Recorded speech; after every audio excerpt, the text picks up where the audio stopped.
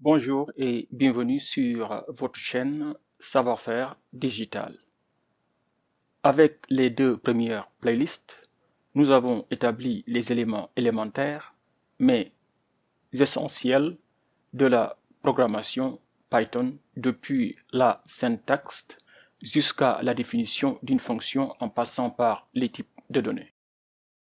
Aujourd'hui, nous abordons la programmation orientée objet. Mais avant de commencer, il serait bien de s'arrêter un peu et expliquer l'importance de la programmation orientée objet. La programmation orientée objet est cruciale en génie logiciel car elle met l'accent sur une approche structurée de la conception et du développement de logiciels. Elle est essentielle pour créer des systèmes robustes, évolutifs et maintenables. Le génie logiciel ne se résume pas à coder. Il implique une compréhension plus profonde des principes et des méthodologies. Alors que beaucoup sont des codeurs et certains sont des programmeurs, seuls quelques-uns sont de véritables ingénieurs logiciels. Ces ingénieurs comprennent que maîtriser la programmation orientée objet nécessite plus que des solutions rapides souvent promises par des vendeurs de rêves qui prétendent enseigner des concepts complexes en quelques heures. En réalité, ils ne peuvent enseigner que des compétences simples en si peu de temps. Pour devenir un ingénieur logiciel compétent, il faut apprendre, comprendre et pratiquer les principes fondamentaux du génie logiciel, assurant une approche complète et méthodique du développement logiciel. Les concepts de la programmation orientée objet tels que la modularité, l'abstraction, l'encapsulation, l'héritage et le polymorphisme font partie intégrante de l'IDEA ou banque de connaissances du génie logiciel. Oui, en plus du hardware et du software, l'IDEA constitue une boîte à outils importante pour une maîtrise parfaite de votre projet de développement logiciel. En programmation orientée objet, une classe est la principale méthode d'abstraction. Elle contient à la fois des données et des fonctions qui sont appelées méthodes. Les méthodes opèrent sur les données pour définir le comportement et les fonctionnalités des objets créés à partir de cette classe. Par exemple, ici, nous avons en fait l'abstraction en fait d'une carte de crédit. Bon, voilà une classe que nous appelons credit card. Donc voilà, ceci c'est le nom en fait de notre classe, par exemple ici. Et si vous regardez bien à gauche, nous avons en fait les données de la classe. Et si vous regardez bien à droite, nous avons en fait les méthodes qui agissent sur les données de la classe. Par exemple, ici, nous avons par exemple customer, qui n'est rien d'autre que en fait le nom du client. Donc, il y a une méthode qui s'appelle getCustomer qui nous permet de récupérer en fait ce nom-là. Il y a aussi en fait la banque du client et getBank, c'est une méthode qui nous permet d'obtenir l'information banque. Et puis vous avez en fait account, ici ce n'est rien d'autre qu'en fait le numéro de la carte de crédit, et getAccount est la méthode qui nous permet d'obtenir en fait cette information-là. Limite, en fait c'est la limite sur la carte de crédit, c'est-à-dire en fait la valeur maximale que le client peut dépenser sur cette carte-là, et nous avons une méthode qui s'appelle getLimit qui nous permet d'obtenir cette information-là. Nous avons ici balance en anglais, qui veut dire le solde sur la carte de crédit, qu'il ne faut pas confondre avec en français la solde. La solde, c'est la paye.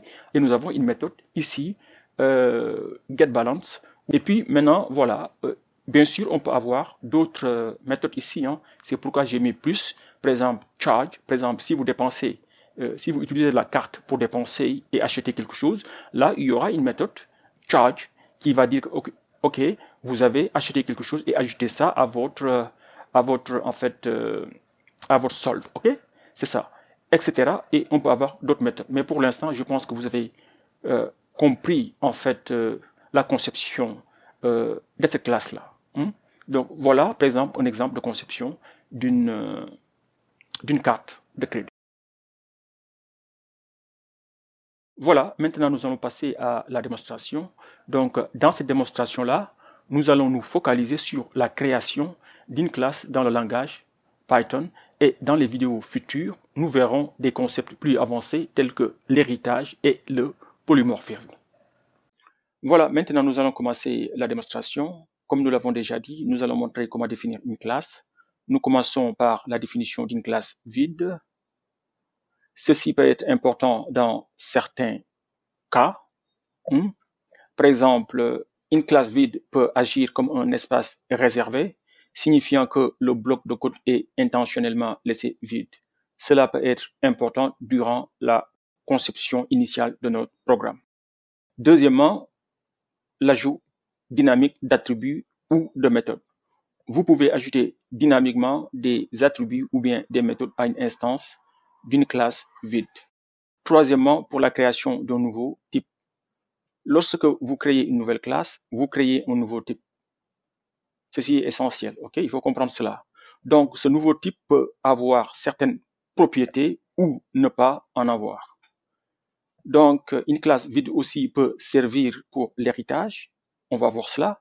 Donc, par exemple, les classes vides qui héritent d'autres classes sont un modèle très courant, surtout lors de la définition des exceptions utilisateurs. Cependant, bien que les classes vides puissent être utiles dans certains scénarios, elles doivent être utilisées judicieusement pour maintenir la clarté et la lisibilité de votre code. Bon voilà, nous allons commencer avec en fait une classe vide, comme nous l'avons déjà dit. Donc ici, on va définir une classe vide et puis nous allons appeler la classe empty class. Donc ça, c'est le nom en fait de la classe. Et bien sûr, il faut commencer par le mot-clé classe pour définir en fait une classe dans le langage de Python. Donc vous faites classe pour dire qu'en fait ce qui suit ici, le nom de la classe c'est empty class et une classe Python. Et vous mettez 2 points à la fin. Et bon, ici, puisque en fait nous voulons définir une classe minimale, c'est-à-dire en fait une classe qui est complètement vide. Donc il suffit tout juste de mettre pass, le mot-clé pass. Ça aussi nous l'avons déjà vu. Donc et comme ceci, notre classe est définie. On va exécuter ceci pour définir donc notre classe. Donc voilà, donc maintenant on est sûr qu'en fait on a une nouvelle classe qui s'appelle empty class. Très bien. Maintenant ici on va tester le type de l'entité ici empty class. Donc on passe le nom de l'entité à la fonction type et là bon bien sûr j'appelle en fait la fonction print pour tout simplement afficher le résultat qui est là. Donc on va exécuter.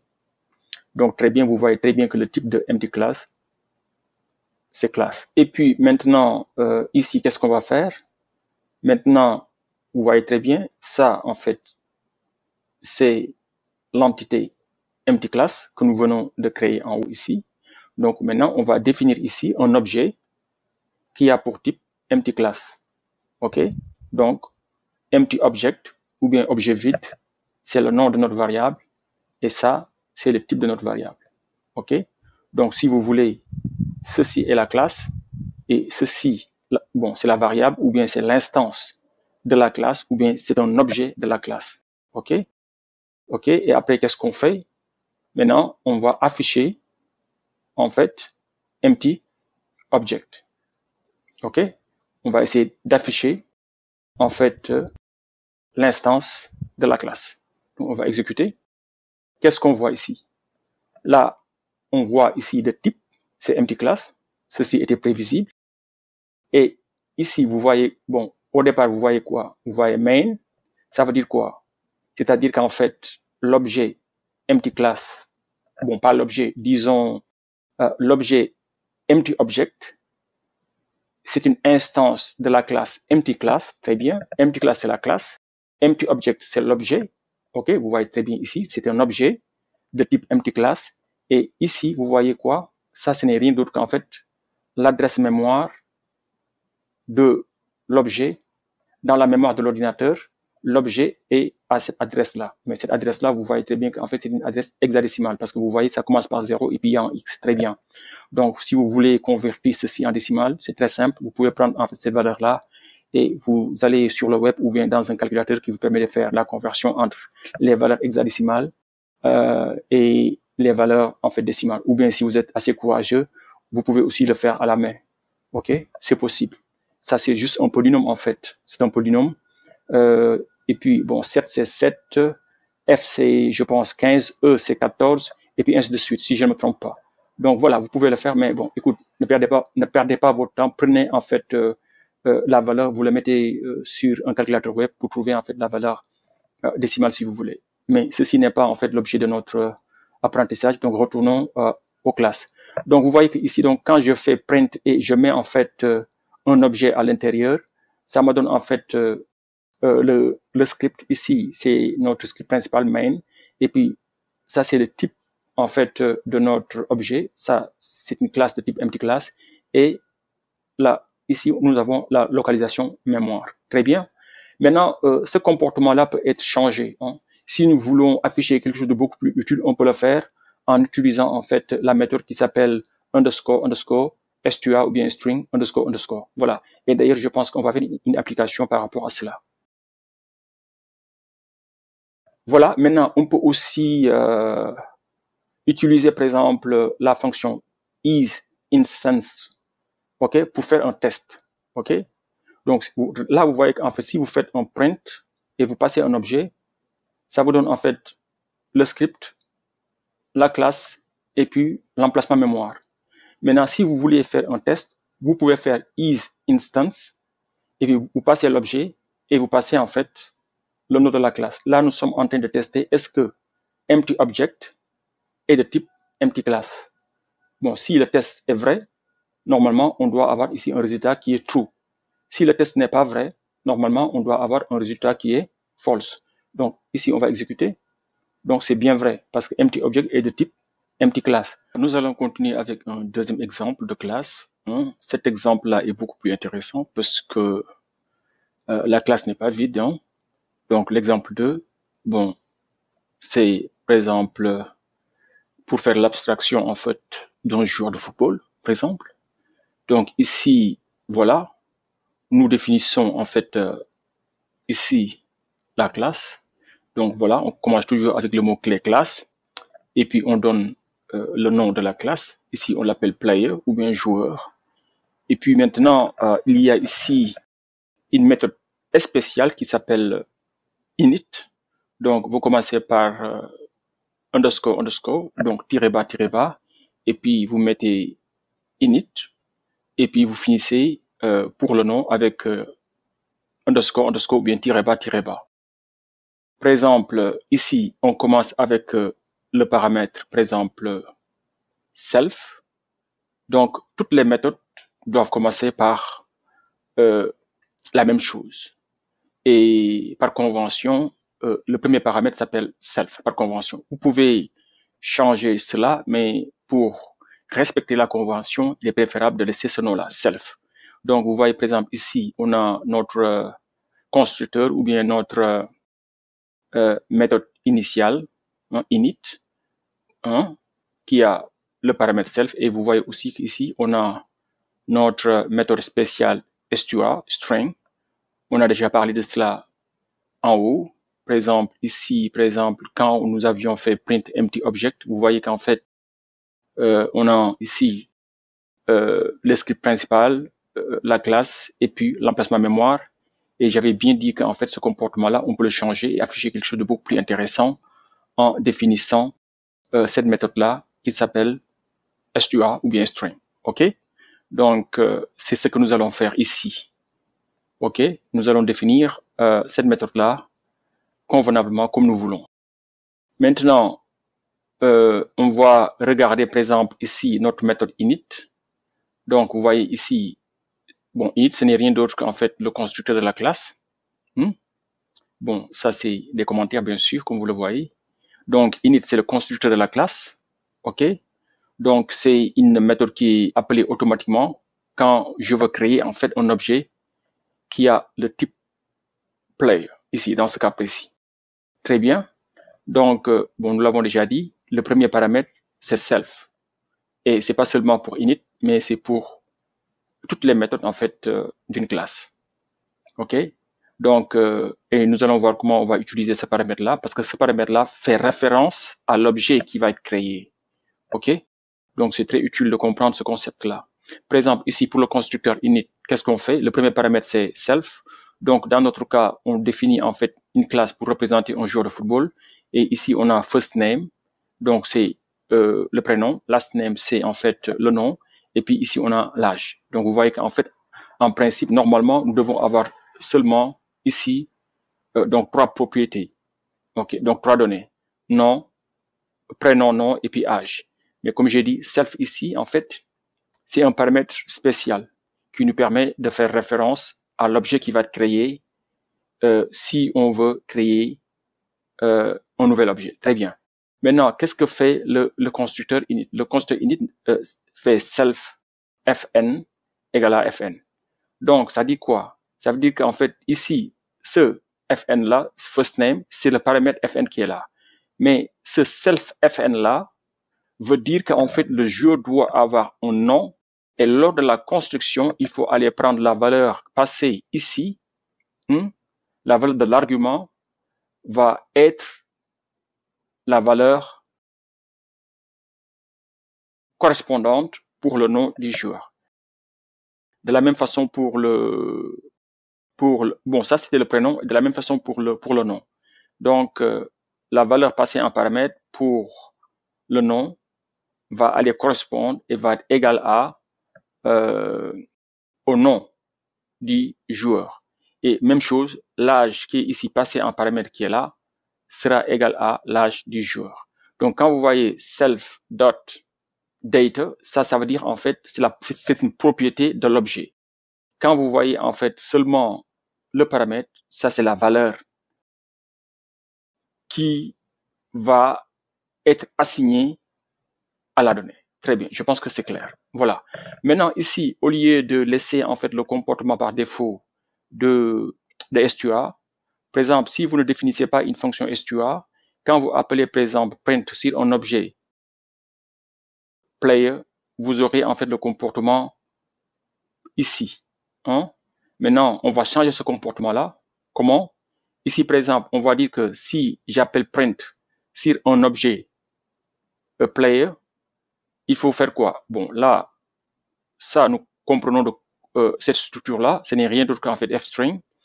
Au lieu d'afficher n'importe quoi, donc chaque fois qu'on appelle maintenant la fonction print sur un objet de type player, on aura cet affichage-là. Player, deux points, le prénom, espace, le nom, entre parenthèses, l'âge. OK? Par exemple, ici, dans ce cas de figure-là, par exemple, bon, si j'ai défini l'objet Lamine Yamal, et puis je dis que c'est égal à player. Donc, player, c'est la classe. Donc, comme j'ai dit, il faut oublier le premier paramètre. Il faut juste assigner, en fait, les données. Donc, first name, ou bien le prénom, c'est Lamine. Last name, c'est Yamal. Et l'âge, c'est 17. Donc, ici, ceci nous permet de définir l'objet joueur et avec toutes les données qu'il faut passer. OK? Maintenant, regardez. Maintenant, si je vais appeler print sur l'objet Lamine Yamal, normalement, je dois avoir un affichage qui correspond à cet affichage-là ici parce que j'ai défini la méthode spéciale STUA ou bien string. Et là, je vais exécuter. Et là, vous voyez très bien, on a player, deux points, player pour dire que c'est un joueur. Son prénom, c'est Lamine. Son nom, c'est Yamal. Et puis, entre parenthèses, on a son âge. Voilà, par exemple, comment vous pouvez définir, par exemple, une fonction ici pour représenter un joueur de football. Très bien. Maintenant, il y a aussi une chose importante ici. C'est une propriété qui s'appelle dict. Donc, si vous avez, par exemple, une classe ici, et vous appelez, par exemple, vous faites, en fait, l'objet point underscore dict underscore, vous allez maintenant représenter l'objet Lamine Yamal sous la forme d'un dictionnaire. nous avions déjà vu un dictionnaire, n'est-ce pas? Donc, si j'exécute ceci, vous voyez qu'en fait, maintenant, au lieu d'avoir cette représentation-là définie par la fonction stua ou bien string, vous pouvez aussi appeler en fait l'attribut, ou bien vous pouvez faire l'objet, point, et puis dict, pour avoir une représentation en fait sous forme de dictionnaire en fait de l'objet. Donc là, vous voyez très bien qu'en fait first name ou bien prénom c'est Lamine, last name ou bien nom c'est Yamal, et puis l'âge c'est bien 17 ans. On va finir avec l'exemple numéro 3. C'est une classe qui permet de faire l'abstraction en fait d'une carte de crédit. Donc là, nous avons le nom de notre classe, donc classe credit card. Donc ça c'est le mot-clé classe. Ça c'est le nom en fait de la classe. Ici, nous avons ajouté la documentation qui explique ce que en fait nous faisons avec cette classe-là, Consumer Credit Card. Donc c'est, comme nous l'avons déjà dit, en fait une classe qui nous permet de faire l'abstraction en fait d'une carte de crédit. Et là, nous avons en fait le constructeur de la classe. Donc c'est cette constructeur-là qui nous permet de faire la création d'une carte de crédit.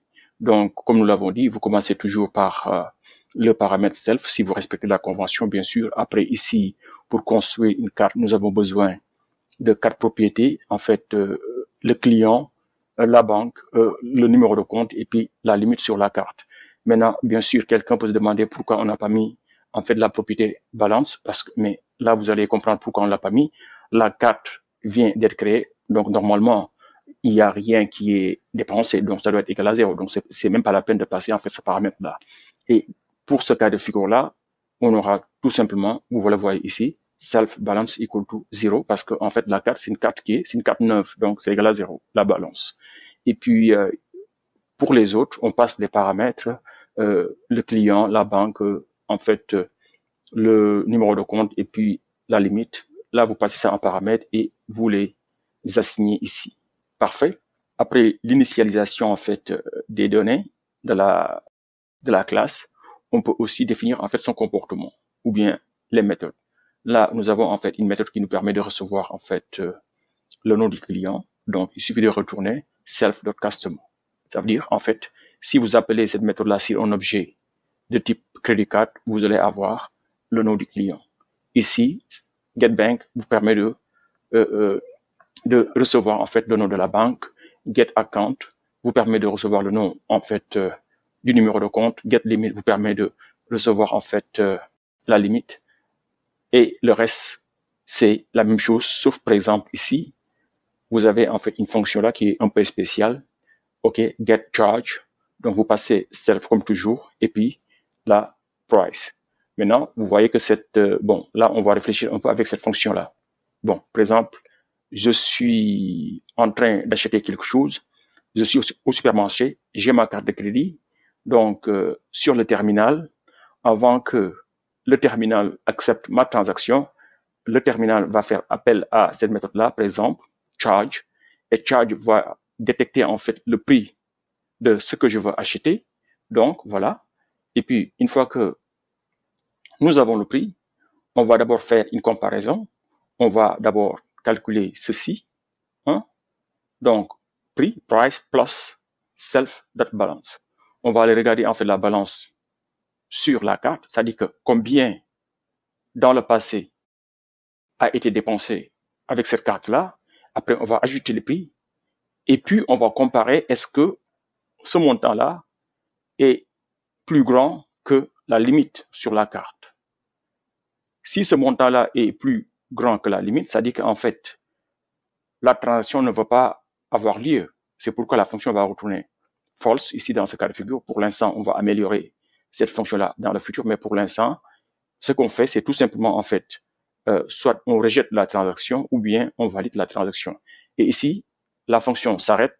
Et dans le cas contraire, par exemple, si le prix de ce que tu veux acheter, si on l'ajoute en fait à la balance, si ceci est inférieur ou égal à la limite, dans ce cas de figure-là, OK, vous êtes en fait dans la limite permise et dans ce cas-là, la transaction aura lieu. Et c'est le else qui est là. Donc, on va prendre la balance actuelle, on va ajouter en fait le prix. Donc, vous comprenez ici, c'est une méthode beaucoup plus courte pour faire ce travail-là. Balance égale à balance plus price. OK, parfait. Et maintenant, la fonction finit par retourner un vrai pour dire qu'en fait, la transaction est validée. Parfait. Voilà, ici aussi, on a une autre méthode qui s'appelle Make Payment. Bon, il est possible de faire en fait un paiement. Et là, c'est très simple. Pour faire un paiement, il n'y a pas de vérification parce qu'on n'a pas besoin de faire une vérification. Donc, self-balance minus equal amount. OK? Donc, je pense que vous avez compris en fait cette écriture-là. Ce n'est rien d'autre qu'en fait self.balance equal to self.balance minus amount. Ou bien self.balance égale à self.balance moins le montant payé. Et je pense que, voilà, on a fini maintenant la définition de notre classe. Donc, ici, on va exécuter cette partie-là pour s'assurer qu'en fait, cette classe-là est définie. Voilà, parfait. Une fois que, en fait, la classe est définie, là, maintenant, on va créer un objet credit card. Voilà, maintenant, on va créer, en fait, un objet de type credit card. OK? Donc, ça, c'est l'objet. CC, donc credit card, égale, ça, c'est la classe. OK? Et puis maintenant, il faut passer les paramètres qu'il faut. Donc, comme je l'ai dit, il faut oublier en fait le premier paramètre, parce que si vous regardez init, il y a toujours un paramètre qui s'appelle self là-bas. Il faut l'oublier. Et puis, passer seulement les données qui nous intéressent pour la construction en fait de la carte de crédit, c'est customer, c'est les clients, la banque, en fait, le numéro de compte et puis la limite. Donc, ici, qu'est-ce qu'on fait? Donc, le nom, c'est Alice Smith. Donc, on considère qu'en fait, la banque, c'est First Bank. Et puis, là, on donne le numéro de compte. Là, vous voyez très bien qu'en fait, c'est des chiffres, mais sous forme de string. OK? OK? C'est une chaîne de caractères, en fait. Voilà. Et puis, on dit qu'en fait, la limite, c'est $5,000. Parfait. Et là, vous comprenez très bien, on ne passe pas, en fait, balance, parce qu'on n'a pas besoin de ça. On vient de créer la carte. Donc, ça va être égal à 0, comme nous l'avions déjà vu ici, lors de la création, en fait, de la carte initialement. Parfait. Et maintenant, ici, voilà, ça c'est la création. Et maintenant, on va utiliser en fait la propriété dict pour voir si notre carte a été bien créée. Donc, exécutons. Donc, parfait. Donc, vous voyez très bien qu'en fait, tout a été bien défini. Le client, c'est bien Alice Smith. Et puis, la banque, c'est First Bank. Et puis, le numéro de compte, le voilà. Et puis, la limite, c'est $5,000. Et puis, pour l'instant, vous avez très bien vu que, en fait, la balance égale à 0. Alors ici, nous n'avions pas donné de balance. Et vous comprenez pourquoi. Parce que, comme nous l'avons dit, la méthode init va être automatiquement appelée lors de la création, en fait, d'une carte de crédit. Et init va initialiser la carte à 0. Vous le voyez ici, dans cette partie-là. Voilà. Donc, voilà, grosso modo, nous avons vu maintenant comment définir, en fait, une classe en Python. Donc, on a commencé par une classe vide. Après, on a montré une classe qui est plus ou moins intéressante en ajoutant des propriétés et on a finalisé avec, en fait, la conception d'une carte de crédit. Et pour l'instant, on a juste montré comment créer la classe et comment, en fait, voir les propriétés qui sont dans la classe. Dans les vidéos à venir, nous allons, en fait, pousser la réflexion et les concepts de la programmation orientée objet. Voilà, merci. Et voilà, nous arrivons à la fin de cette vidéo. Dans nos prochains épisodes, nous verrons les concepts plus avancés de la programmation orientée objet. Merci de nous avoir suivis et à très bientôt pour la suite. N'oubliez surtout pas de vous abonner et d'aimer les vidéos pour soutenir la chaîne. Merci et à la prochaine. Bye.